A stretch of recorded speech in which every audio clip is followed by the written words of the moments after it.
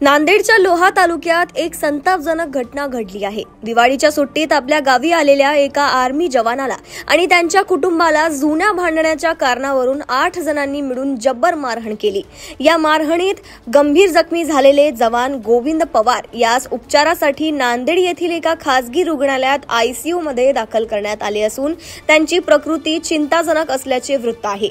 या प्रकरणी लोहा तालुक्यातील माळाकोळी पोलीस स्टेशनमध्ये 8 जणांविरुद्ध गुन्हा दाखल करण्यात आलाय।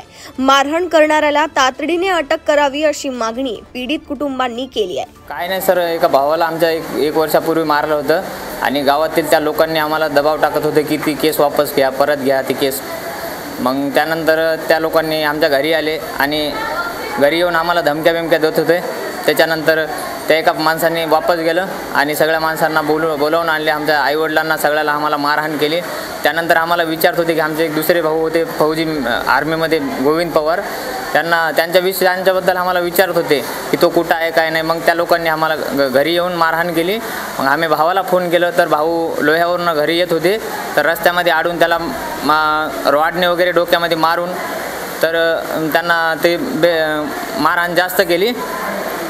तर मंगळवारी आता आमचे भाऊ ICU मध्ये ॲडमिट आहेत नांदेडला, अपेक्षा हॉस्पिटलमध्ये आहेत। आमची मागणी हे आहे की सर बघा, एक पहिल्या भावांना तर मारलं तर काही हे नाही, पण आता दुसऱ्या प्रत्येक भावाला ते मारतायत। काही पोलीस प्रशासकाने काही तेवढं ध्यान देत नाहीत।